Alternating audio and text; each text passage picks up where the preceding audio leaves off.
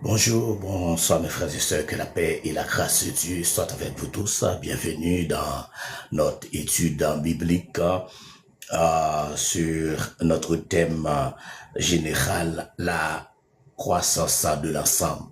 La croissance de l'ensemble. La dernière fois, nous avons présenté une introduction concernant cette série d'études sur la croissance de l'ensemble. Et aujourd'hui, nous allons faire suite. Nous allons voir la première partie et la première leçon de cette étude sur la croissance de l'ensemble.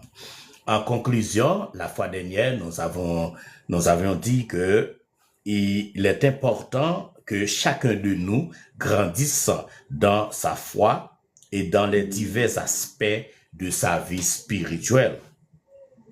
Deuxièmement, il est important que nous favorisions la croissance spirituelle des chrétiens que nous côtoyons, en particulier de ceux que nous avons emmenés à la foi ou qui sont, d'une manière ou d'une autre, confiés à notre responsabilité. Nous avions dit également, la fois dernière, nous avons présenté également le plan de cette étude. Tout au long de cette étude, nous allons voir ensemble l'ordre divin au sujet de la croissance, d'après la parole de Dieu. Deuxièmement, nous allons voir les lois de la croissance. Troisièmement, nous allons voir 3 moyens que nous indique la Bible pour croître. Et quatrièmement et enfin, les domaines dans lesquels la Bible nous exhorte à croître et les moyens qu'elle met à notre disposition pour favoriser cette croissance. Alors, aujourd'hui, nous allons commencer avec la première partie qui est l'ordre divin pour la croissance. Et dans cette partie, nous allons voir plusieurs leçons parce que nous ne pourrons pas présenter la première partie dans une seule leçon parce qu'il y a plusieurs facettes dans cette série. Aujourd'hui, dans cette première partie, je vais considérer quelques versets bibliques avec vous qui parlent de la croissance. Rappelez-vous que la première partie est titrée « L'ordre divin de la croissance ». L'ordre divin de la croissance. Si vous êtes avec nous, vous pouvez prendre un crayon avec un papier pour noter. Et Dieu dit clairement dans sa parole qu'il veut que nous croissions à tous égards si nous sommes nés à la vie nouvelle. La parole de Dieu nous dit que Dieu veut que nous croissions à tous égards, nous qui avons la nouvelle naissance, nous qui sommes nés de nouveau, nous devons croître à tous égards. Et le premier texte que je vais considérer avec vous ce soir se trouve dans Colossiens chapitre 1er, verset 9 à 10. Colossiens chapitre 1er, verset 9 à 10. Depuis le jour où nous avons entendu parler de vous, nous aussi, nous ne cessons de prier pour vous. Ça, c'est l'apôtre Paul qui parle. L'auteur de cette épître, l'épître aux Colossiens, c'est Paul qui a écrit cette épître. Paul dit aux chrétiens de Colosse, depuis le jour où nous avons entendu parler de vous, nous aussi, nous ne cessons de prier pour vous. Mais pourquoi Paul avait besoin de prier pour les chrétiens de Colosse? Pour la question à laquelle que nous pourrons nous poser Mais pourquoi Paul avait besoin de prier pour les chrétiens du Colosse? Amen. Alléluia. Nous allons voir ça. Nous lui demandons qu'il vous fasse connaître pleinement sa volonté. Nous lui demandons de vous faire connaître pleinement sa volonté en vous donnant par le Saint-Esprit une entière sagesse et un parfait discernement. Ainsi, vous pourrez avoir une conduite digne du Seigneur et qui lui plaise à tous égards. Car vous porterez comme fruit toutes sortes d'œuvres bonnes et vous ferez des progrès dans la connaissance de Dieu. Alors, et si vous suivez bien, l'apôtre Paul, il voulait prier pour les chrétiens de Colosse, et le but de Paul dans ses prières est que Dieu et que les chrétiens de Colosse, et que Dieu, il demande à Dieu et de faire croître, et nous lui demandons qu'il vous fasse croître, qu'il vous fasse connaître pleinement sa volonté. Paul demande dans ses prières que Dieu, et pour que Dieu aide les chrétiens de Colosse à connaître pleinement sa volonté. Comment? En leur donnant le Saint-Esprit, parce que c'est à partir du Saint-Esprit que les chrétiens peuvent avoir ou pourront avoir une entière sagesse et un parfait discernement. Alors, pour connaître pleinement la volonté de Dieu, vous avez besoin de l'aide du Saint-Esprit. Vous avez besoin de l'aide du Saint-Esprit pour connaître pleinement la volonté de Dieu. Alors, c'est le Saint-Esprit qui va vous donner quoi? Une entière sagesse. Le Saint-Esprit va vous donner le discernement. Amen. Ainsi, avec ça, vous pourrez... Vous allez, à ce moment-là, les chrétiens peuvent se conduire ou bien pourront se conduire dignement de notre Seigneur et Sauveur Jésus-Christ. Alors, et Paul avait prié pour la croissance de l'église de Colosse. Paul avait entendu parler de l'église de Colosse, il avait prié pour la croissance de l'église de Colosse. Et deuxième texte que nous allons considérer ce soir, rappelez-vous que dans cette première partie de notre étude sur la croissance de l'ensemble, c'est l'ordre divin. L'ordre divin, leçon 1. Deuxième texte, c'est 1 Thessaloniciens 3, verset 12, que nous allons lire ce soir. Que le Seigneur vous remplisse jusqu'à en déborder d'amour les uns pour les autres et envers tous les hommes. À l'exemple de l'amour que nous vous portons, qu'il affermisse ainsi vos cœurs pour que vous soyez saints et irréprochables devant Dieu, notre Père, au jour où notre Seigneur Jésus-Christ viendra avec tous ses anges. C'est le deuxième passage et nous venons de lire, c'est 1 Thessaloniciens 3, verset 12. Et troisième texte que nous allons considérer ce soir, toujours dans l'ordre divin, pour la croissance, et vous allez voir plus devant dans cette étude, dans cette partie, et de l'ordre divin pour la croissance de l'Église, nous allons considérer un autre texte pour vous expliquer, pour vous présenter l'ordre divin de la croissance. Mais ce soir, dans cette première partie, je suis en train de vous présenter une introduction en vous proposant des textes bibliques en appui à notre étude de ce soir. Amen. Alors, le troisième texte que nous allons lire ce soir, c'est 1 Pierre chapitre 2, versets 2 et 3. 1 Pierre chapitre 2, versets 2 et 3. Comme des enfants nouveau-nés, désirez ardemment le lait pur de la parole, afin qu'il vous fasse grandir en vue du lait, en vue du salut, puisque, comme dit l'Écriture, vous avez goûté bien, le Seigneur est bon. Quatrième texte que nous allons lire, c'est 2 Pierre chapitre 3, versets 17 et 18. 2 Pierre chapitre 3, versets 17 et 18. Quant à vous, mes chers amis, progressez sans cesse dans la grâce et dans la connaissance de notre Seigneur et Sauveur Jésus-Christ. Alors, tous les textes que nous avons lus ce soir, c'est des textes qui nous poussent à croître dans la grâce, à croître et dans et dans la grâce, dans l'ensemble, parce que nous venons de rentrer, nous venons de faire notre entrée dans l'ensemble. Alors, tous ces textes parlent de la croissance, c'est-à-dire les personnes qui viennent d'être nées de nouveau. C'est à ces personnes-là que les textes s'adressent. Mais c'est pour toute l'Église, parce que l'étude sur la croissance de l'ensemble concerne tous les membres de l'Église. Tous les parties de l'Église, concernent tout le monde dans l'Église indistinctement. C'est pourquoi, quand plus devant, vous allez voir que nous allons commencer à étudier et avec les 4 figures que nous allons prendre pour étudier, pour vous présenter cette étude sur l'ordre divin, vous allez voir que l'étude sur la croissance de l'Église s'adresse à tous les membres de l'Église.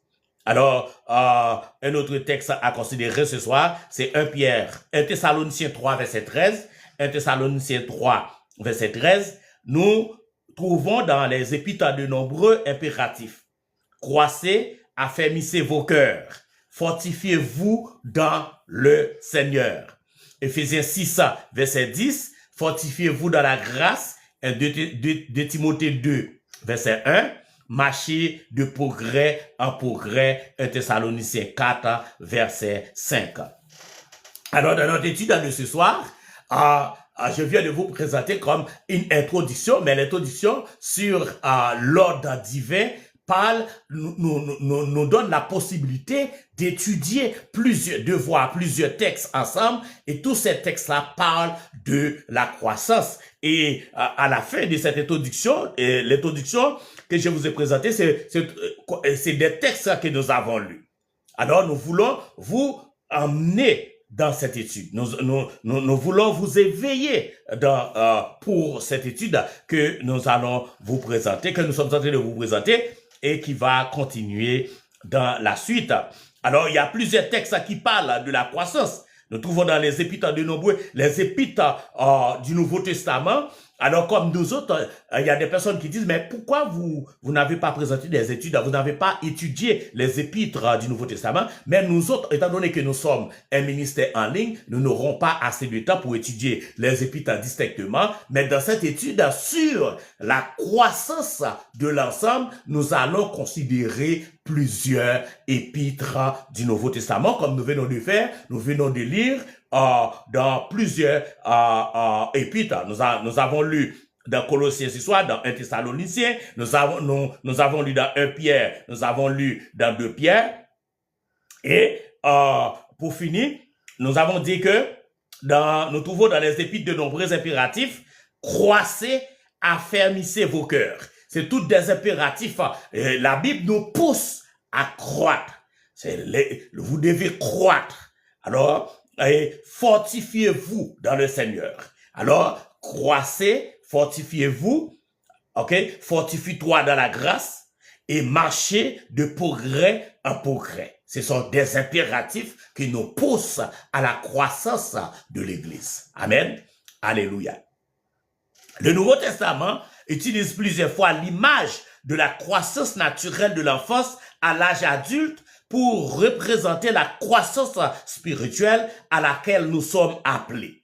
Alors, et quand j'ai commencé cette étude, je vous ai présenté une introduction sur cette étude. Nous avons vu avec vous une 4 figures. Nous avons vu une femme enceinte, une femme enceinte qui attendait un bébé pendant 9 mois.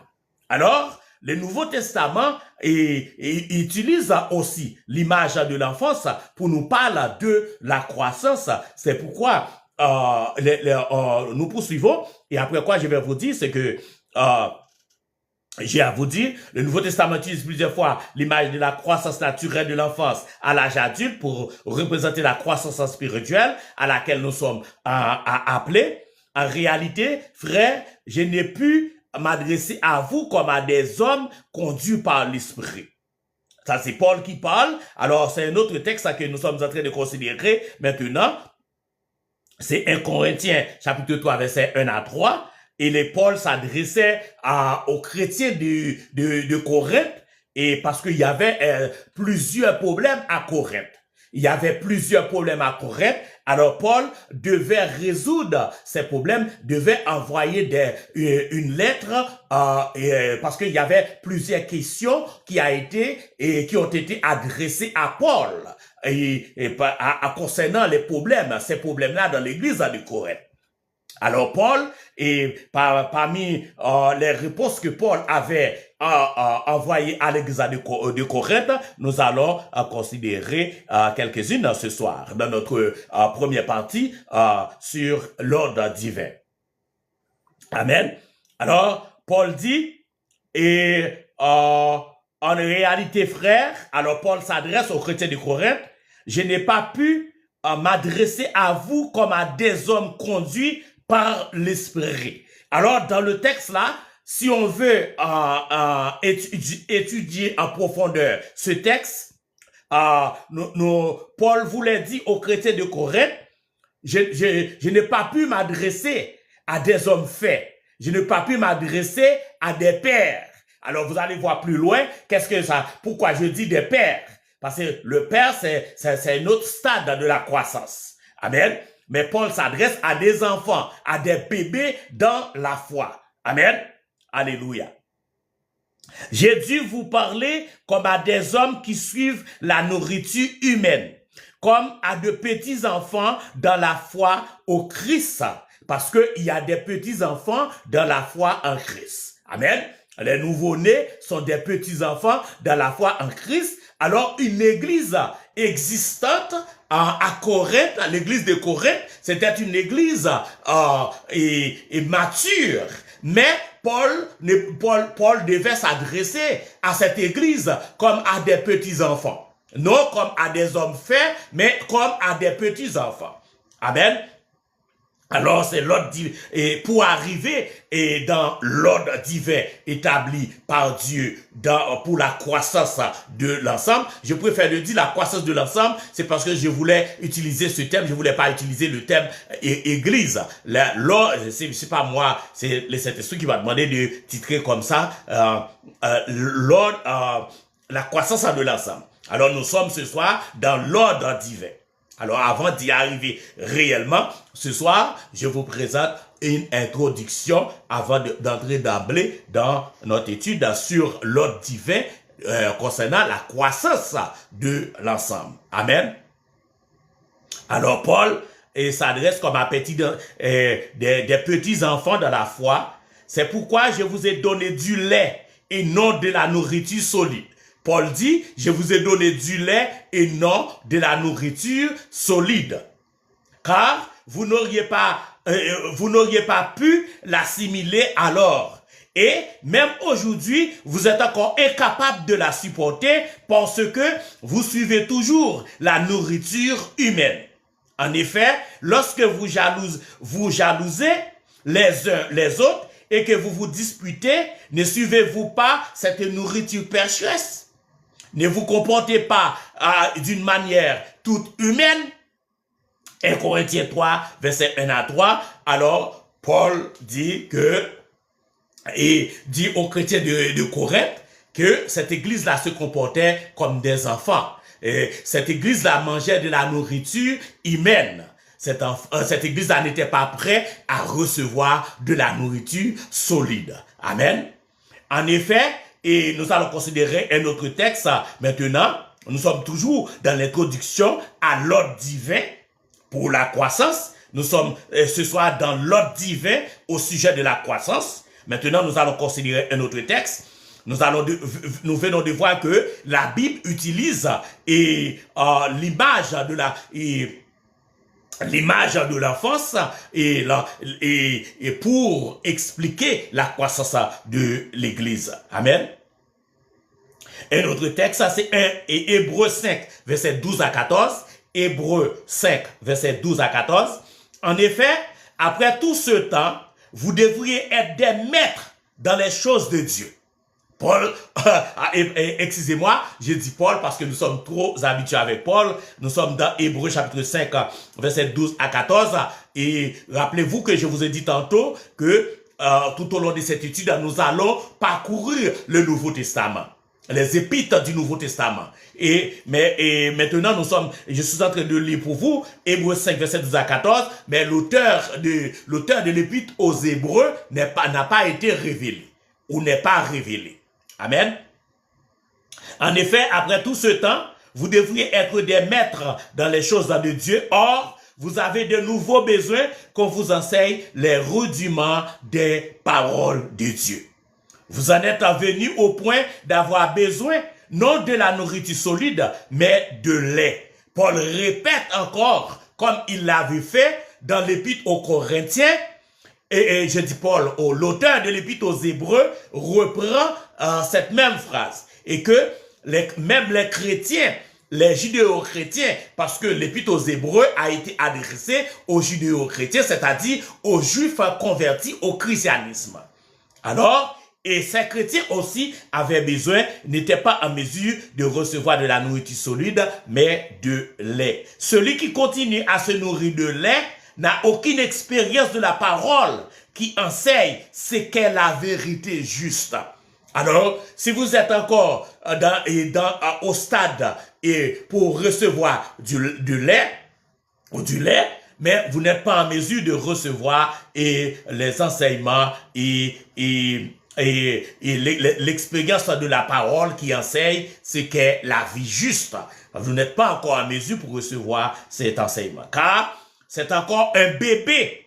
Vous êtes encore un bébé. Alors, l'auteur de l'épître aux Hébreux considère les chrétiens de l'époque, c'était des judéo-chrétiens, ils étaient considérés comme des bébés dans la foi. Les adultes, quant à eux, prennent de la nourriture solide par la pratique.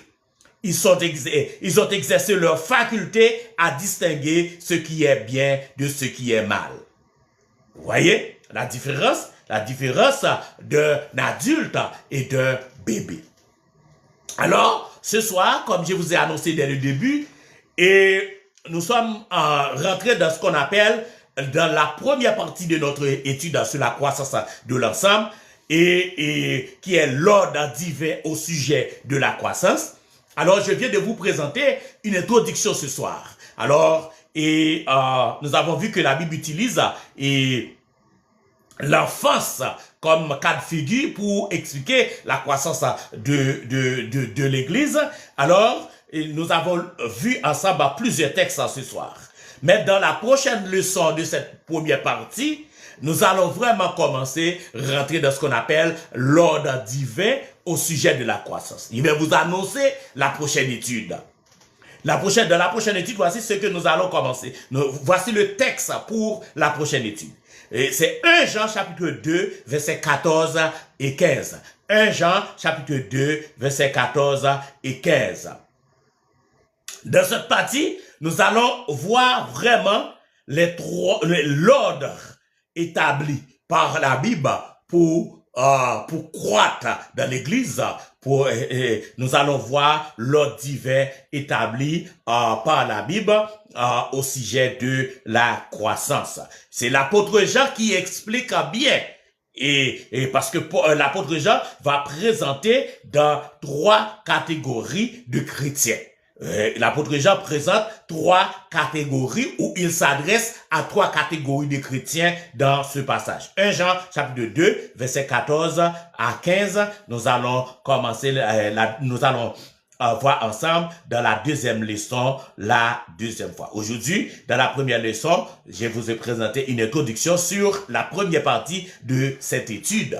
L'introduction que je vous ai présentée dans la première fois, c'était une introduction générale sur l'étude, concernant l'étude sur la croissance de l'ensemble. Mais aujourd'hui aussi, nous avons vu une étude, une introduction aussi sur la première partie qui est l'ordre divin au sujet de la croissance. La prochaine leçon va être très intéressante parce que nous allons voir ensemble comment l'apôtre Jean divise les chrétiens. Amen. Nous allons voir que l'apôtre Jean divise et présente ou s'adresse à 3 catégories de chrétiens. Amen. Alors, pour vous montrer la croissance ne peut pas se faire. J'ai seulement enseigné l'Église dans son ensemble. J'ai fait une étude biblique pour tout l'ensemble, ou bien je prêche pour tout l'ensemble, mais je prends pas le soin d'enseigner chaque catégorie de l'Église pour permettre, en vue de contribuer à la croissance de l'Église, pour permettre pour que l'ensemble puisse croître. Il faut considérer les catégories, chaque catégorie distinctement. Alors, c'est ce que nous allons voir dans la prochaine leçon, dans cette première partie sur l'ordre concernant l'ordre divers sur la croissance de l'Église. Nous allons, le texte à considérer la prochaine fois, c'est 1 Jean chapitre 2, versets 14 et 15, où nous allons commencer à étudier séparément les différentes catégories des chrétiens dans l'Église. Je vous en remercie. C'était votre serviteur, Pasteur Francis Pierre, prophète engagé, qui vous donne rendez-vous pour une autre étude sur la croissance de l'ensemble.